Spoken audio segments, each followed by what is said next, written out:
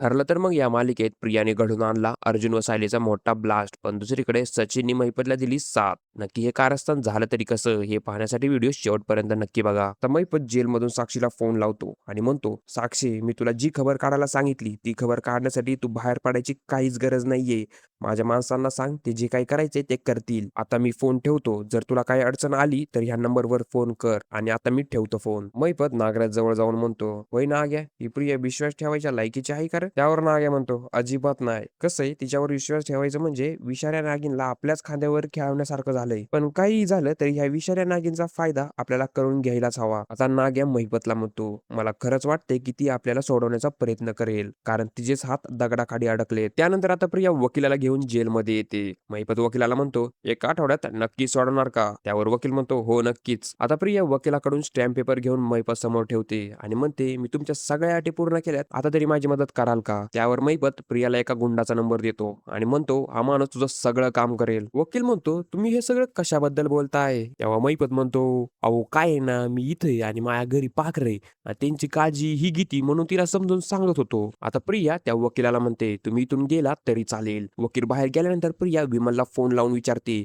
की अर्जुन आणि सायली कुठे गेलेत. त्यावर विमल म्हणते ते सिटी हॉस्पिटलमध्ये गेलेत. आता प्रियाला अर्जुन व सायलीची लोकेशन कळालेली असती. महिपत म्हणतो, आता 113% हे दोघं संपणार. आता अर्जुन आणि सायली सिटी हॉस्पिटल मधून बाहेर येतात. आता गुंड प्रियाला सगळं इन्फॉर्मेशन देतो, जसं की ते दोघं बाहेर येतात आणि ती त्यांच्या गाडीकडे चालत चालली. प्रिया म्हणते, आता हे सगळं ठरल्याप्रमाणे होतंय. आता ते दोघं गाडीत बसले की तुला चांगलंच माहितीये काय करायचं आणि काम झालं की मला फोन कर. आता इकडे अर्जुन व सायली गाडीमध्ये बसतात. तेव्हा तो गुंड ट्रकवाल्यांना फोन लावून सांगतो की ते दोघं गाडीत बसलेत, आता तुम्ही निघा. आता ट्रकवाले गुंड अर्जुन व सायलीच्या गाडीला एवढ्या जोरात धडक देतात की गाडीचा ब्लास्टच होतो. त्यानंतर ते ट्रक ड्रायव्हर पळून जातात. तो गुंड प्रियाला फोन करून म्हणतो, ओ मॅडम, तुमचं काम झालंय. त्या गाडीने एवढ्या जोरात धडक दिली की ती जळून खाकच झाली. इकडे प्रिया म्हणू लागते, आता त्या सुभेदारांवर मी राज्य करणार आणि कोणालाच कळणार नाही की मी तन्वी किल्लेदार आहे. आता इकडे सचिन साक्षी बरोबर सामील झालेला असतो. सचिन वैभवच्या गुंडांना सांगतो, ते पटवर्धन वकिलाचं ऑफिस आहे, त्याला भेटायचं, त्याच्याकडून सगळं कबूल करून घ्यायचं. कसं करायचं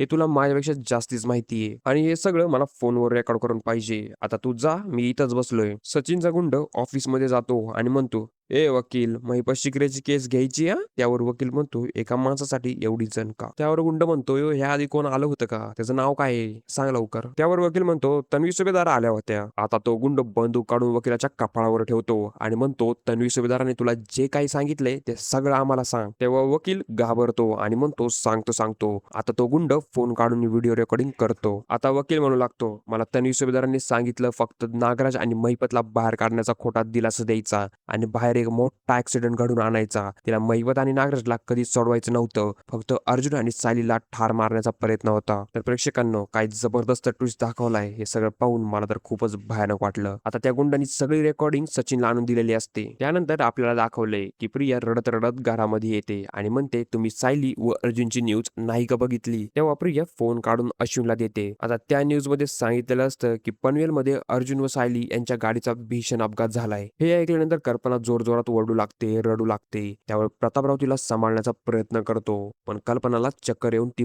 पडते. तर प्रेक्षकांनो, पुढील एपिसोडमध्ये सायली व अर्जुन सुखरूप घरी पोहोचलेले असतात. तेव्हा प्रिया जेलमध्ये जाऊन महिपतला जाब विचारते, तुम्हाला एक धडाचं सुद्धा काम करता येत नाही. पण उद्याच्या एपिसोडमध्ये सायली व अर्जुन कसे वाचले, का कोणी मदत केली, हे सर्व आपल्याला ह्या चॅनलवर पाहायला मिळणार. त्यासाठी आपल्या चॅनलला नक्की सबस्क्राईब करा.